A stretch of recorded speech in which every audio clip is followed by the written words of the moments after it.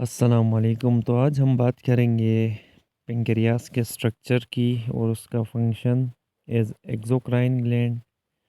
और दूसरा हम सिक्रीशन देखेंगे ऑफ बाइल और पेंक्रियाटिक जूस की सेक्रेटिन हार्मोन के साथ। ये आपके समेटिव में है और इससे क्वेश्चंस पेपर में आने हैं।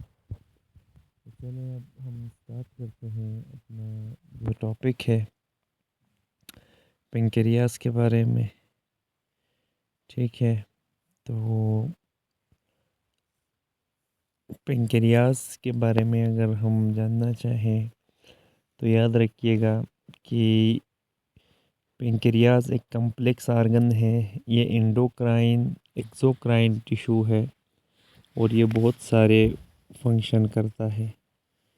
अब इसके एंडोक्राइन पार्ट में देखें, एक तो ये आइलेट्स ऑफ लैंगरहान आते हैं और पेंक्रियास में एक हेड होता है जो आप डायग्राम में देख सकते हैं।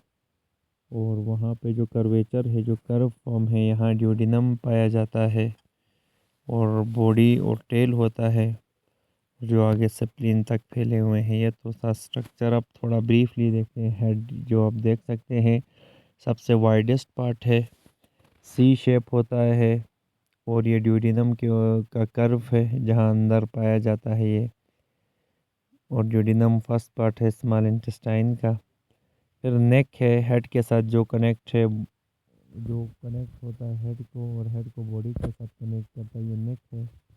बॉडी मेन पार्ट होती है और ये बिहाइंड द स्टोमक होती है बॉडी, और सुपीरियर मेजेंट्रिक वेजन के लेफ्ट की तरफ होती है। टेल की बात करें तो ये टेपर्ड है, ठीक है, और ये नियर द सेप्लेनिक हेलियम। सेप्लेनिक हेलियम वो पॉइंट है जहाँ पे सेप्लिन दूसरे स्ट्रक्चर से कनेक्ट होती है। अब हम यहाँ देखते हैं pancreas as a exocrine gland. Exocrine secretion pancreas की, जैसे पेंक्रियाटिक जूस है और दो कंपोनेंट्स हैं इसके। एक तो एक्वस कंपोनेंट है, दूसरा एंजाइमेटिक कंपोनेंट है।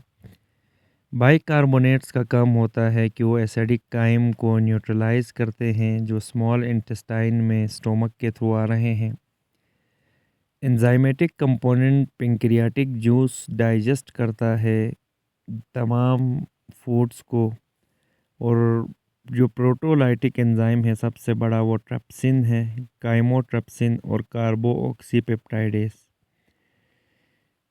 अब जो हमारे पास ट्रिप्सिनोजिन इनएक्टिव फॉर्म में होता है, काइमोट्रिप्सिनोजिन और प्रो कार्बोऑक्सीपेप्टाइडेस, एंड इनको एक्टिवेट करते हैं सर्टेन पेप्टाइड्स जो प्रीकर्सर प्रोटीन्स बनाते हैं, इनको रिमूव करके, और फिर इनको एक्टिव फॉर्म में लाते हैं और वो डाइजेस्ट करते हैं फिर द टिश्यूज़ प्रोड्यूसिंग देम। जैसे ट्रिप्सिनोजन को एक्टिवेट किया जाता है प्रोटोलाइटिक एंजाइम इंटेरोकाइनेस, ट्रिप्सिन में चेंज करता है इसको। ट्रिप्सिन फिर एक्टिवेट करता है मोर ट्रिप्सिनोजिन और काइमोट्रिप्सिनोजिन को भी, और प्रो कार्बोऑक्सीपेप्टाइडेस को भी एक्टिवेट करता है। फिर एमाइलेज है, पॉलीसेक्राइड को डाइजेस्ट करता है ओरल कैविटी में। पेंक्रियाटिक लाइपेज ब्रेक डाउन करता है लिपिड्स को फ्री फैटी एसिड जैसे ग्लाइसराइड्स और कोलेस्ट्रॉल में। और D oxy ribonuclease and ribonuclease ये रिड्यूस करते हैं डीएनए और राइबोन्यूक्लिक एसिड को अपने कंपोनेंट्स और न्यूक्लियोटाइड्स में। तो ये इसका एक्सोक्राइन फंक्शन हुआ। हम रिलेशन देखते हैं बाइल और पेंक्रियाटिक जूस का सेक्रेटिन हार्मोन के साथ।